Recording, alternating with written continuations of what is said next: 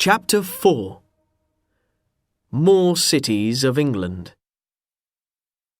Go north or south, east or west, other interesting cities are waiting for you. Newcastle upon Tyne is on the north-east coast of England. Take a tour bus or a tour on foot and see the best of the city. The quayside, the part of the city near the river, has many cafes, bars and restaurants. There are 7 bridges across the River Tyne in the city, and the newest is the Gateshead Millennium Bridge. When big boats go up the river, the bridge can open and close like an eye. You can walk across it to Gateshead Quays. The Theatre Royal in Grey Street is one of England's most beautiful theatres. Or perhaps you go to the theatre because you like to laugh. Then the Hyena Cafe in Leazes Lane is the place for you. It opens on Thursday, Friday and Saturday evenings. In 1998, the Angel of the North arrived on a hill 7 kilometres from Newcastle. Some people like it and some do not, but nearly every visitor to the north of England sees it. It is 20 metres high and 54 metres across, and you can take a bus to it from the city centre. To the south of Newcastle, the city of York has some wonderful old buildings, castles and museums. The city has a beautiful cathedral, York Minster, with amazing windows. And there are lots of great walks in York. You can take a walk along the river, through Roman York, or along the old city walls. And you can walk around the Liberty of St. Peter, an old city inside the city of York. Oxford and Cambridge are England's 2 most famous university cities. They are cities with rivers. Oxford has the Isis, the name for that part of the River Thames, and Cambridge has the Cam. You can see the city from a tour bus or take a tour on foot. Or you can go in a flat boat called a punt and see the city from the river. After that, you can visit one of the many pubs and cafes, or look in a bookshop. Oxford is near the centre of England. The Ashmolean Museum is one of the best museums in England, and Oxford's beautiful Bridge of Sighs is like the bridge with the same name in Venice. When your feet are tired, go to the Oxford Story in Broad Street.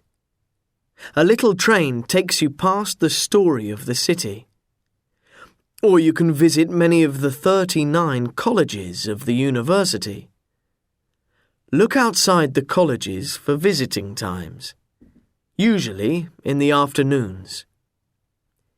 Cambridge is in the east of England, north of London. Cambridge University has 31 colleges, all in the centre of the city.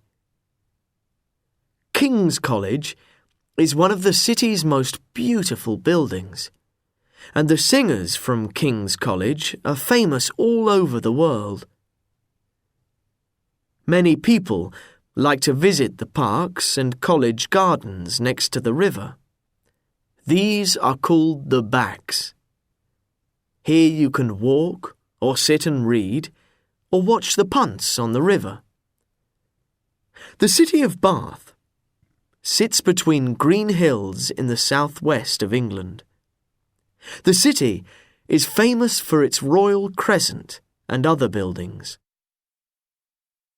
Hot water comes out of the ground here, and the Romans built a city with baths.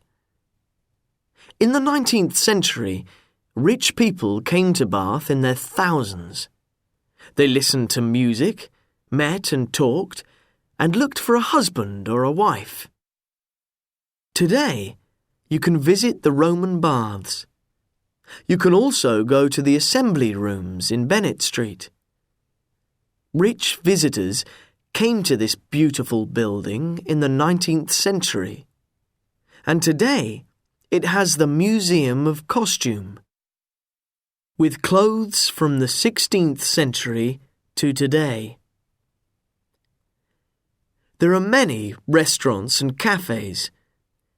Take tea in the pump rooms, or sit in the beautiful parade gardens.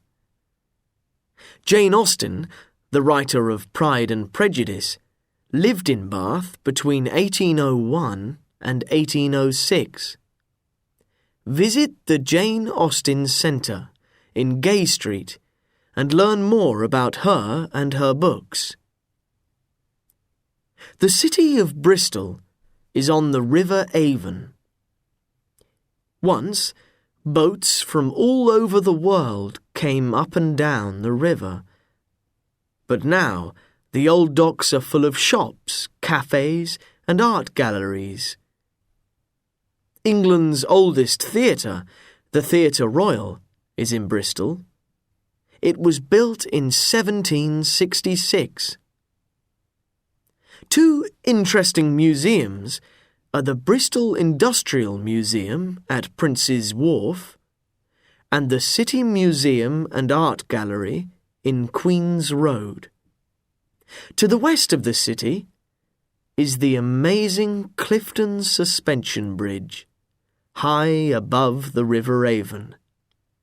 It was built in 1864.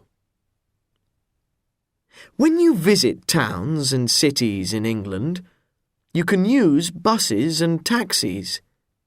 And in London and Newcastle, there are underground trains. But you see most when you walk. And it's free.